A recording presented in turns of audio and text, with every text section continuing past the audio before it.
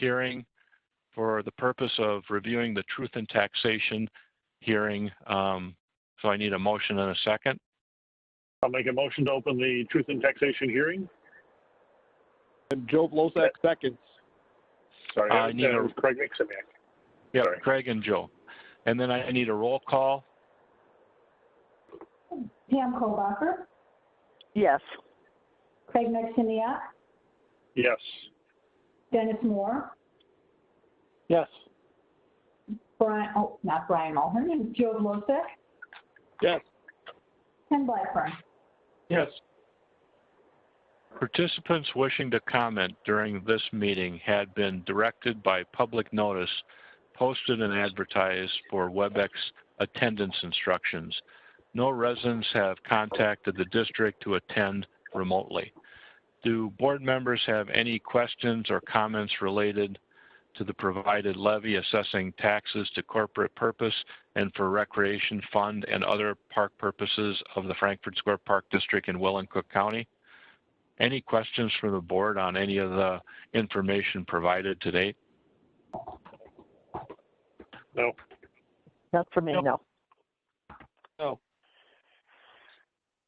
Okay. With no additional comments and no requests for remote attendance, park residents, we would hold off on adjourning the meeting till 7:10.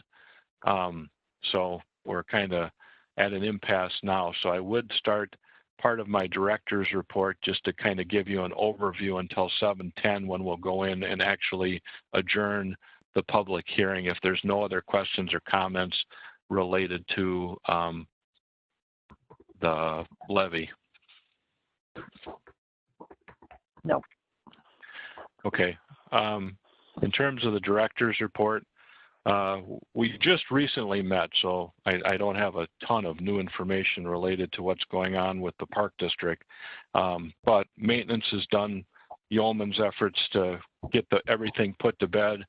And they've been helping out at the golf course too, because we don't have any maintenance staff there currently. So we've had the maintenance department and a couple of the rangers. We kept the power blower from Reliable and have been blowing down fairways. And the last 2 days we've been booked wall to wall because of the good weather. We sent out the recreation brochure, and that's registration for that programming. Limited programming starts on Monday, and the dance registration runs through the 18th. So we expect to be busy next week. IT is working on servers and updating software for RecTrack, which we've talked about before. Special Rec, Dave's not here today because they actually have a foundation meeting, and Dave's president of the Lincoln Way Foundation. Finance and planning, we do have a rough draft done on the budget for the next year. Linda found herself with some time at home, so was able to draft out a template to do a review with.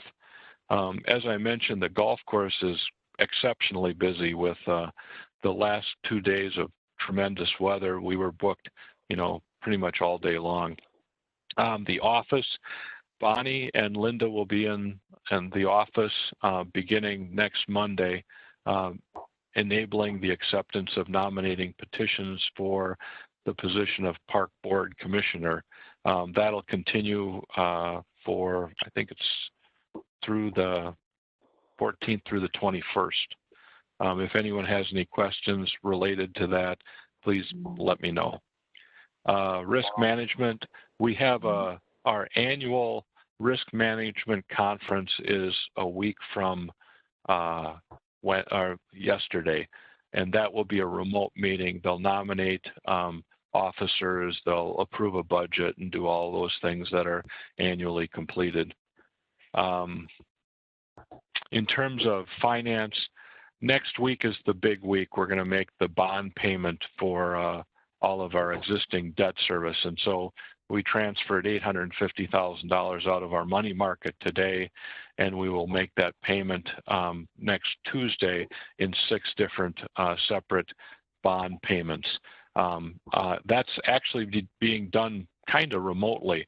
We've enabled the work to be done in advance, and then I'll go through the drive-through and sign off on the actual wire transfer on Tuesday, enabling everything to meet its deadline of January 1st. Even with that, the positive balance in the district remains in a good financial position over and above where we were last year. So that's kind of exciting. We've had no FOIAs from anyone. I think that's about all I had for a director's report. Couple of things I had in terms of new developments. On 191st Street, near the apartment buildings, there was a zoning request to allow the construction of duplexes in Tinley Park in the open space on 80th Avenue and 191st Street. Originally, that was approved for commercial, and the vision for the Brookside Glen subdivision was both sides of 80th Avenue would accommodate a Jewel or larger commercial properties. And with the fall off and the recession, that kind of construction just kind of dried up. Thus, the apartment buildings, which are enormous, like I had said before, that's a $60 million facility, is under construction now. And then they have submitted plans for a duplex development adjacent to that improvement too, leaving some property at the front entrance of that for commercial, gas station, or a small strip center or something like that. Other things that are taking place, Amazon is moving forward, and I think I've discussed before that being somewhere in the neighborhood of a $600 million addition to our EAV. In Lighthouse Point, they've asked for zoning to continue their high-end duplex units there. Those units are 2x6 construction, and they're going for about $500,000 each. And they're expanding that and selling those. We recently received impact fees for that development. The Brookside Glen development, in terms of impact fees, we took 100% land. And even after we had agreed to accepting land for that property, they later came back and gave us Arbor Park, the old radar tower, in addition to that property, and then Brookside Bayou, another piece of property on 80th Avenue. So they greatly exceeded any county or city requirement for the amount of open space within that development. So with the new duplexes that are going to be constructed, we're not entitled to any additional compensation.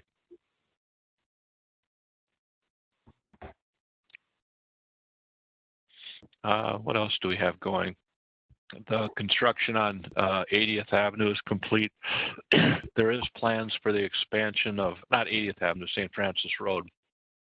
There is second phase engineering for St. Francis Road, and that would expand the bridge going across 80th Avenue, and then also include a bike path connecting to our bike path that exists right by the hockey rink or Union Creek Park. So there's a lot of construction going on. I don't know if anyone knows, but the strip center on Harlem Avenue is getting a new dollar store.